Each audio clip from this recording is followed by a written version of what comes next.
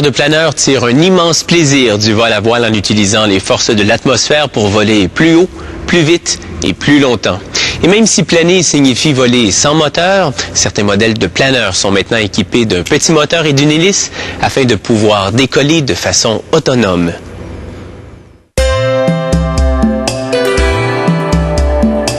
Les planeurs, tout comme ce modèle réduit, comptent 3 parties essentielles: la voilure, le fuselage et les empennages. Les ouvriers fabriquent chaque partie en 2 morceaux à l'aide de résine et de moules d'acier. Ils commencent par le fuselage.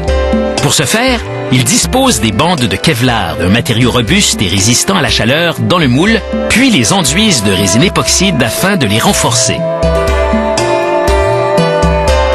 La colle sèche pendant la nuit, puis le lendemain, des lanières de fibres de carbone sont ajoutées afin de renforcer encore davantage le fuselage. Le secret réside dans l'orientation des couches de fibres. En vol, les planeurs sont soumis à de grandes forces qui peuvent courber et déformer la structure. Ils doivent donc être très résistants, mais aussi légers que possible. La poutre de queue de l'avion est fabriquée de la même façon, sauf à l'endroit où sera insérée l'antenne, car les signaux radio ne pénètrent pas très bien la fibre de carbone. Les ouvriers enduisent le moule de l'aile de 9 mètres d'une mince couche de peinture en gel blanche. Les planeurs sont toujours blancs afin de ne pas absorber les rayons du soleil qui pourraient les surchauffer.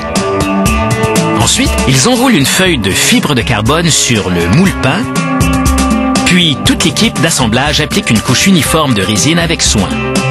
L'application doit se faire rapidement car la résine sèche en 30 minutes.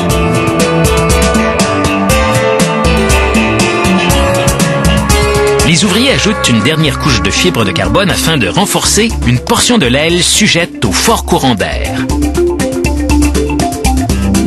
Après avoir placé un molleton blanc sur les couches de fibre de carbone, ils scellent le tout entre 2 feuilles de plastique. Un système sous vide comprime les couches, ce qui aspire l'excédent de résine à la surface où il peut être enlevé. Les 2 pièces de l'aile sont collées ensemble à l'aide de la même résine époxyde qui lie et scelle les fibres de carbone. Par contre, la résine appliquée sur le longeron principal, la charpente de l'aile, est épaissie en incorporant des flocons de coton. L'avant, l'arrière et le centre de l'aile sont aussi enduits de cette mixture.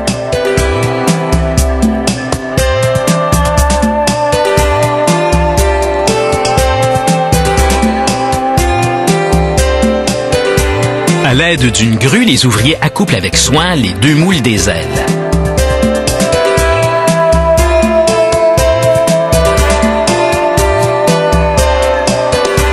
Le poids du moule évacue tout excédent de colle.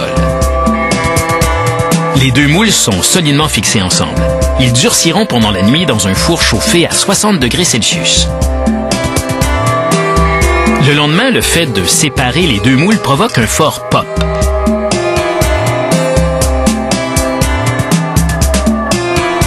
La structure de l'aile ne pèse que 60 kg et les ouvriers la transportent à un autre poste afin d'enlever l'excédent de résine et de poncer les joints.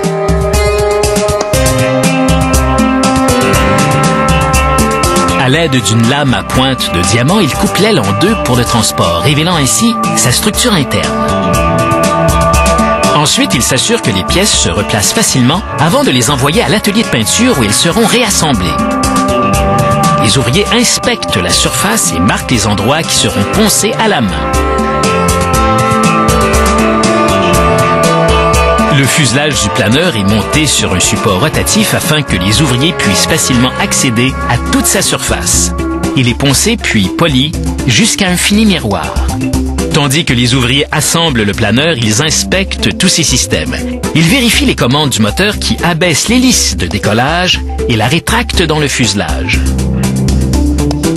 Le train d'atterrissage doit s'abaisser et se rétracter sans heurts sous l'avion. Les ouvriers assemblent maintenant les ailes à nouveau.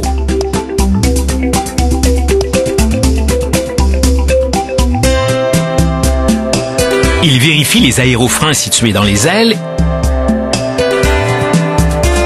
et finalement installent la verrière. Le planeur est assemblé.